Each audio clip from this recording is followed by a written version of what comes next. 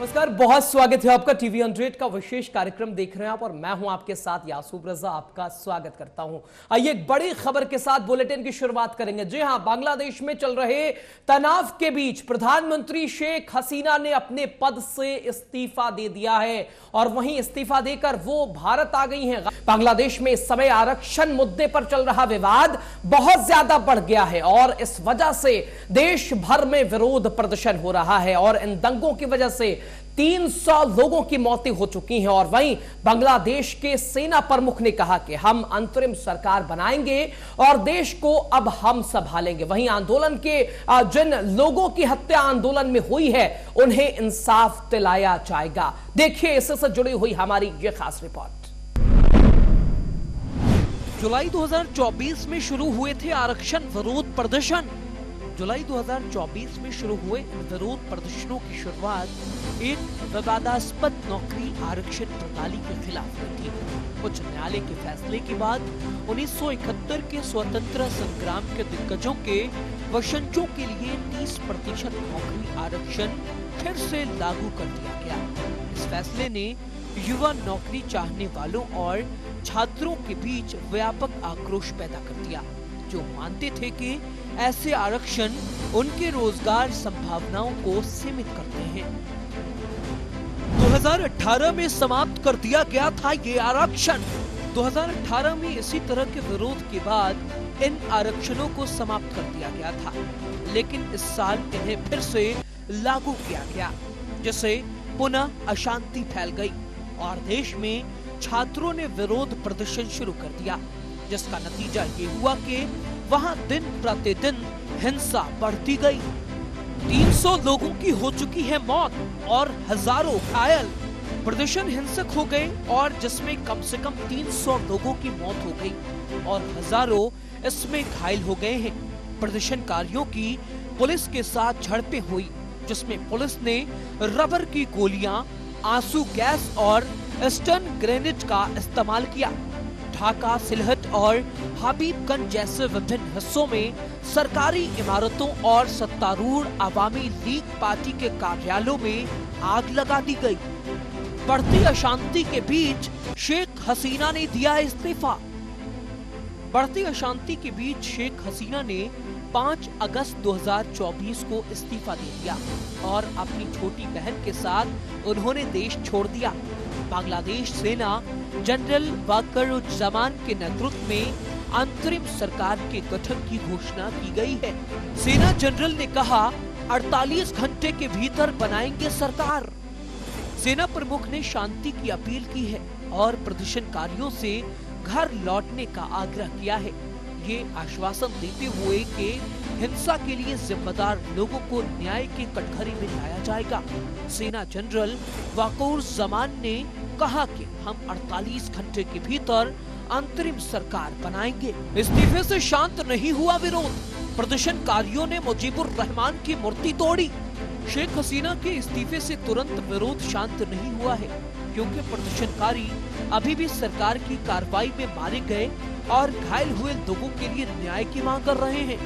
गुस्साए प्रदर्शनकारियों ने देश के राष्ट्रपिता कहे जाने वाले शेख मुजीबुर रहमान की मूर्ति को भी हथौड़े से तोड़ दिया, जिसका टीवी पर सीधा प्रसारण किया गया और प्रदर्शनकारियों ने हसीना के घर में घुसकर वहां तोड़ फोड़ भी की है। इस्तीफा देते ही हसीना ने मांगी थी भारत से मदद। দেশে একটা ক্রান্তিকাল চলছে। আমি সমস্ত রাজনৈতিক দলের নেতৃবৃন্দকে এখানে আমন্ত্রণ করেছিলাম, ওনারা এখানে এসেছেন, আমরা সুন্দর আলোচনা করেছি। সেখানে আমরা সিদ্ধান্ত নিয়েছি যে একটা ইন্টারিম গভর্নমেন্ট আমরা ফর্ম করব এবং ইন্টারিম গভর্নমেন্টের মাধ্যমে এই দেশের সমস্ত কার্যকলাপ চলবে। আমরা এখন মহামান্য রাষ্ট্রপতির কাছে যাব যে এই ইন্টারিম গভর্নমেন্ট ফর্মের ব্যাপারে ওনার সাথে আলোচনা করে আমরা ইন্টারিম গভর্নমেন্ট ফর্ম করে देश परिचालना करें। भारत आई शेख हसीना। शेख हसीना भारत में गाजियाबाद के हिंडन एयरफोर्स हवाई अड्डे पर करीब 5:30 बजे उतरी। अंतर्राष्ट्रीय समुदाय स्थिति पर करीबी नजर रखे हुए और विभिन्न देशों ने शांतिपूर्ण समाधान और मानव अधिकार की रक्षा की अपील की है। नमस्कार, मैं हूं शिवा गुप्ता और आप देख रहे हैं टीवी 100। बांग्लादेश में भारी विरोध प्रदर्शन जारी है। ऐसे विरोध प्रदर्शन के बीच में जो वहां की प्रधानमंत्री शेख हसीना हैं, वह गाजियाबाद के हिंडन एयरबेस पे आज शाम लगभग 5:36 पर पहुंची हैं। सूत्रों के हवाले से जानकारी आई है कि सेना के उच्च अधिकारियों ने उन्हें रिसीव किया है। वहीं उनको गाजियाबाद की हिंडन एयरबेस पर कुछ देर या कुछ घंटों रखा जाएगा। उसके बाद सड़क मार्ग द्वारा उन्हें दिल्ली पहुंचाया जाएगा। सूत्रों के हवाले से खबर एक ये भी आ रही है कि शेख हसीना लंदन जा सकती हैं। अब ऐसे में सवाल ये भी उठता है कि लंदन जाने के लिए वे किस फ्लाइट का उपयोग करेंगे, वो अपने एयरबेस से जाएंगे या फिर किसी और एयरक्राफ्ट का इस्तेमाल करेंगे। बांग्लादेश में भारी विरोध प्रदर्शन छात्रों द्वारा जारी है। इस बीच चीफ आर्मी द्वारा भी अल्टीमेटम दिया गया था, जहां उन्हें देश छोड़ना पड़ा। कहीं ना कहीं 15 साल की जो शेख हसीना की हुकूमत रही, आज इस्तीफे देने के बाद वो हुकूमत खत्म होती हुई नजर आ रही है। वहीं मैं तस्वीरों के माध्यम से आपको दिखाना चाहूंगा, ये बाहरी हिस्सा हिंडन एयरबेस का है। हमारे पीछे ये हिंडन का एयरपोर्ट है, जहां पर फिलहाल शेख हसीना पहुंच गई हैं। भारी विरोध प्रदर्शन में बांग्लादेश के अंदर 100 से अधिक लोगों के मारे जाने की आशंका है। वहीं जो आधिकारिक निवास प्रधानमंत्री का होता है, वहां पर जनता के घुस जाने के कारण और भारी विरोध प्रदर्शन के कारण वहां की प्रधानमंत्री शेख हसीना को देश छोड़ना पड़ा। गाजियाबाद से टीवी 100 के लिए शिवा गुप्ता। बांग्लादेश के पीएम शेख हसीना ने इस्तीफा देने के बाद तत्काल भारत से मदद मांगी। भारत सरकार ने उन्हें भारतीय हवाई क्षेत्र से गुजरने के लिए सुरक्षित रास्ता देने की मंजूरी दी। वहीं शेख हसीना भारत के रास्ते लंदन जा रही थी, लेकिन इंग्लैंड ने राजनीतिक शरण देने से इनकार कर दिया।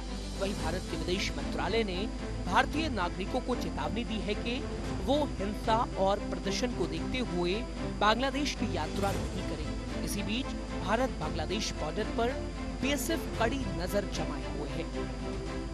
बहरहाल फिलहाल हालात ये है कि बांग्लादेश के प्रधानमंत्री शेख हसीना ने इस्तीफा देकर देश छोड़ दिया है।